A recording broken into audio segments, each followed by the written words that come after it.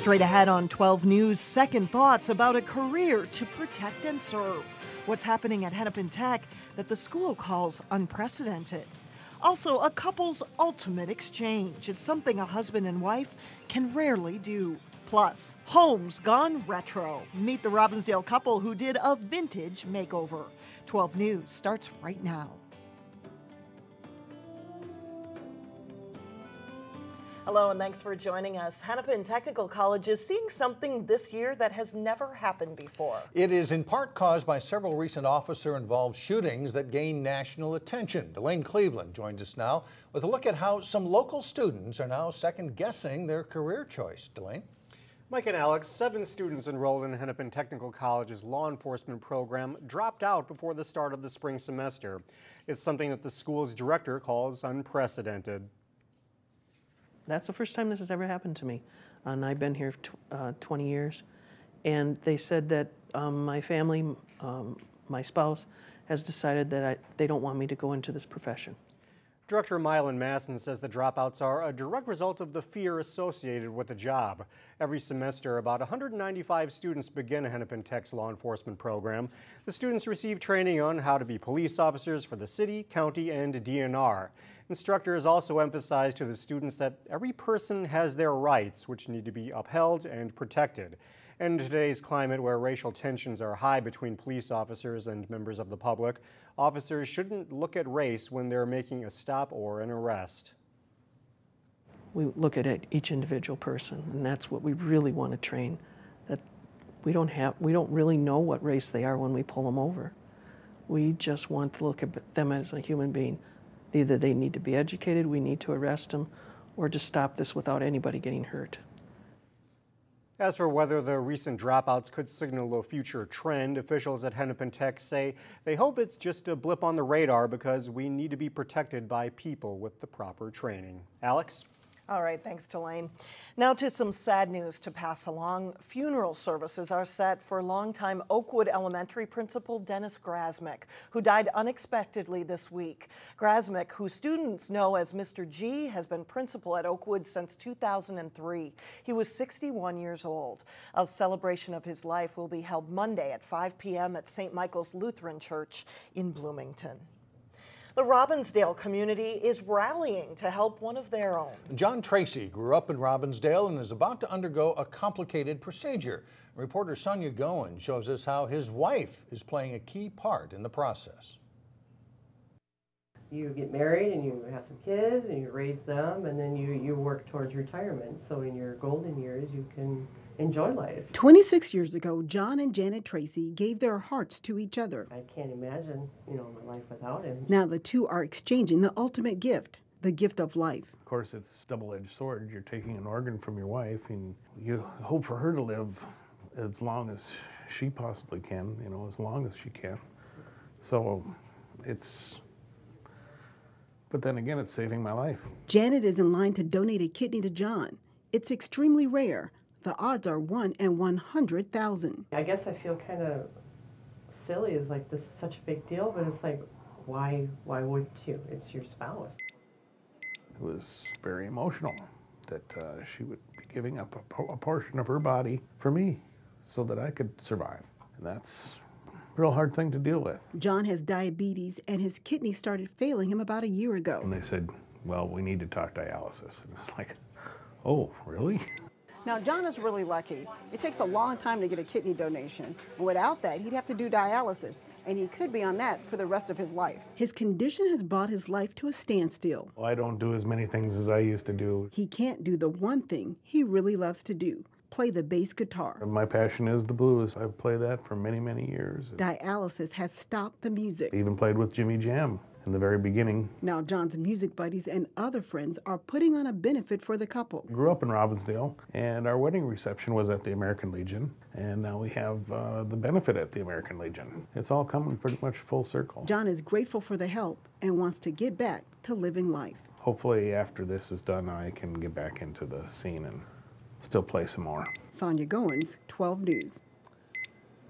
If doctors give the okay, John could receive his new kidney in a few weeks. The couple will be out of work for weeks, so after the procedure. The benefit is Sunday, March 22nd from 3 to 9 at the American Legion in Robbinsdale. In other news, a Minneapolis man is charged with kidnapping and leading police on a chase that ended in Plymouth. 24-year-old Javier Fritz Smead is charged with kidnapping his friend's 4-year-old child from their home. Court documents say the boy's parents witnessed the abduction. Police spotted the suspect's car near I-494 where he was arrested. Local lawmakers were talking tax cuts today. They told the Twin West Chamber of Commerce that some of the $1.8 billion state surplus is likely to be returned to taxpayers. The question is how to do it, and there's no shortage of suggestions. When the surplus is that large, it becomes the obstacle itself, because we say, well, let's give $1 billion back in tax relief. Well, we get plenty of proposals to do exactly that. When you look at that top tier, when they're talking that's the group that's paying more in taxes, that's you guys, that's the small businesses. Some ideas include cutting income taxes that impact small business. Construction has begun in Robbinsdale on a trail that will eventually connect with the Grand Rounds Trail system in Minneapolis. The Crystal Lake Regional Trail will run from Twin Lake down along Bottineau Boulevard, loop around City Hall, and then toward Crystal Lake. In all, it will be 2.4 miles. A signature piece of the trail will be a large boardwalk constructed along Crystal Lake. The $2.6 million project is part of a plan by the Three Rivers Park District to improve park access in inner ring suburbs. We're in the process of building trails in Robbinsdale. Next year we'll build a trail in Brooklyn Center, and next year we'll also be building a trail in New Hope and Crystal. The Crystal Lake Trail should be completed by October. The ice has mostly melted and water quality has improved for Bassett Creek. According to the Metropolitan Council, Bassett Creek flows from Medicine Lake in Plymouth to the Mississippi River. About $1 million a year is spent on efforts to reduce pollutants in the creek, and that includes a 2011 stream bank restoration project in Golden Valley. However, chloride levels are up, and that's from road salt runoff. We would ask that homeowners use their salt sparingly in the wintertime, and then oftentimes once the ice melts, you see a lot of extra salt still laying there. That could be swept up and even reused. 1 teaspoon of salt permanently pollutes 5 gallons of water.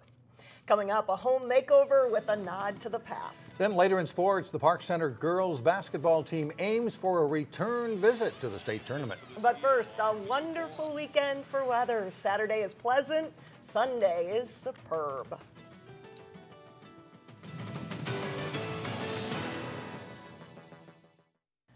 What do you remember about the house where you grew up? Well, chances are a home in Robbinsdale might spark a few memories for you. Reporter Shannon Slatton takes us inside.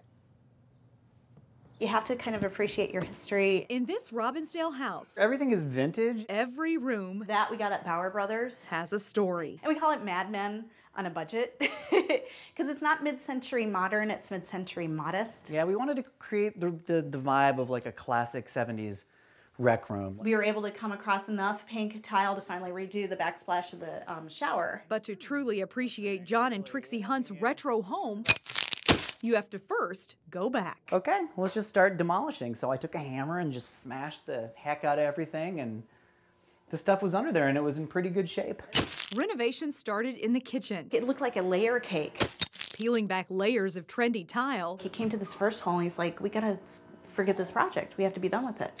And problem solving along the way. We just got online and just Googled the heck out of it and finally figured out, I'm like, there's this thing called a Newtone Food Center, and I bet you $100 if we got one, it would slot right into the hole. Restoring the avocado kitchen and pink bathroom. He popped this in. Had Trixie and John quite literally looking for treasures in the trash. You know, we go to estate sales and it's like, this stuff is sitting for free. It's in their free box, or it's in their dumpster. And we'll like go through and we'll say, do you want that? Their hard work generated attention on retro renovation websites, and the house made the front page of the Star Tribune's home section twice. People started coming to us saying, hey, you know, I have this lamp that, you know, belonged to my mom and dad. But now Trixie and John have a bigger problem to solve. We just want someone who loves the house to move into it. They want another house. Ideally, like the kind of house we want, like our next step, I would love to have a time capsule split level house. But they hope their home finds an owner who loves a throwback. The worst thing would be if a flipper bought this house and was just like, well, this will all have to go. And someone who appreciates the work they've done. Labor of love, yeah, absolutely. Yeah, we had a blast doing it too, for sure. In Robbinsdale, Shannon Slatton, 12 News. The Hunt family hopes to find another home to make over in Robbinsdale, New Hope, or Crystal. Well, coming up, an exciting hoops finish with a trip to the boys' state finals at stake. We'll be right back. After breezing past St. Francis in the quarterfinals, top seed Champlin Park had a much tougher test in the Class 4A semifinals at the state boys basketball tournament facing Shakopee. The Sabres start strong in this game. Stefan Mitchell to the cutting blocker for two, and it's 10-2 Shakopee. And they lose track of Theo John. He gets the big jam for the Rebels as they start to get on track. Then John delivers a nice pass to J.T. Gibson, cutting for 2 of his 18 points. The Rebels are within 1. Late in the first half, Gibson jabs the ball away and then takes the pass in for a layup. But Champlin Park trails by 5 at halftime. Second half, Jeremy Johnson misses the tough layup, but John is there to hammer home the rebound, and Champlin Park is up 4. McKinley Wright left open. He knocks down a big three-pointer to make it 45-41 Rebels. All Metro picked Mitchell is as good as advertised for Shakopee. He scores 25 points in the night, and the Sabres stay right in it. With just under a minute and a half to go, it's Booker Champlin with a clutch 3 to put Shakopee back in front, 57-56. But Marty Hill answers in a big way. His 3 from the corner puts Champlin Park back in front, and the Rebels survive to win 65-57. After the game, Hill talked about his winning three-pointer. I just felt like if I were to take that shot again, it was all that I worked for. So, I mean, it came back to me, and I had confidence with the shot. So, I felt confident in it and went in. It feels outstanding. These guys deserve everything that they earn. I mean, these guys put in so much time and so much effort to play together and to play the game the right way. Champlin Park will meet Apple Valley for the 4A title Saturday night at approximately 8 o'clock at Target Center. In the Class A tournament, second seed Maranatha Christian Academy had a rematch of last year's quarterfinals as they faced Red Lake in round 1. First half of this one, Maranatha's Joe Jacobson finds Jake Mayan inside for the basket and a foul. Mayan scores 21, but the Mustangs are down by 8. Red Lake plays well after deflecting off a Maranatha defender. It's out to Russell Kingberg for 3, part of an 18-point game for him. The Warriors lead by 12 at the half. Maranatha responds in the second half. Demario Armstrong opts for a deep 3, getting Maranatha back within 1. Then Armstrong gets a steal and throws down the dunk, tying things up at 52. He has 13 points, 11 come in the second half. Tied at 55, Mayan misses the go-ahead free throw, but Jeremiah Hansen gets the steal and lays it in for the lead with 23 seconds left. One last chance for Red Lake, but Kingberg loses control of the ball, and the Mustangs hang on to win 59-55. They beat Battle Lake 74-69 in the semis this afternoon, and they'll play Rushford-Peterson for the championship Saturday at 11 a.m. In girls basketball, defending state Class 3A champion Park Center met DeLaSalle in the Section 3 title game for a 5th year in a row. Ann Simonette has a hot hand early for the Pirates. She knocks down a corner 3 to give PC an 8-1 lead. Later, it's Simonette just inside the three-point line, hitting again. She scores 10 points in the first half. The Islanders score the final 5 points of the half in the closing 20 seconds, including this putback from Taylor Toney. They cut Park Center's lead to 9. But the Pirates are never seriously threatened in the second half. McKenna DuBois scores the layup here on the break and is fouled to stretch Park Center's lead back up to 17. After DeLaSalle again pulls within 9, Park Center scores 10 points in 1 minute. Michaela Hayes starting it here, plus a foul. Then after an offensive rebound, the pass will go to Hannah Schaub, who hits the open 3 from the corner. Danielle Schaub, the Simonette, another transition break here for Park Center. They win at 57-39 and head back to the state tournament. And they will open state tournament play Wednesday morning. They'll take on Richfield at 10 at Mariucci Arena. Number 6 seed Wayzata hope to get to the state tournament. They face Centennial in the Section 5 4A championship game. It's mostly Cougars early in this game. Sophomore Sarah Groh hits 2 of her 18 points, and it's 11-3. Wayzata gets going. Annie Robertson drives across the lane and scores, and the Trojans are within 3. Sydney Hayden provides a spark off the bench. She hits over the much taller players here, and the Trojans are down 3 at halftime. They come out strong in the second half. Off the inbounds, Mimi Schrader to Robertson to Hayden for 2. And Wayzata leads 34-28. They'll trap in the backcourt. Schrader gets a steal, then finds Robertson for a rainbow 3. The Trojans lead by 4. But Centennial doesn't fold, and they come back. Paige Comer hits a jumper while getting fouled to give them the lead, and Centennial edges Wayzata 58-53. Let's look at a very busy day of sports today. All right, thanks, John. We'll be right back. Well, if you like classic musicals, Park Center is serving up a favorite. Here's Neil Pursley. The musical Oklahoma by Rodgers and Hammerstein first debuted 72 years ago in March of 1943. The story itself is set in 1906.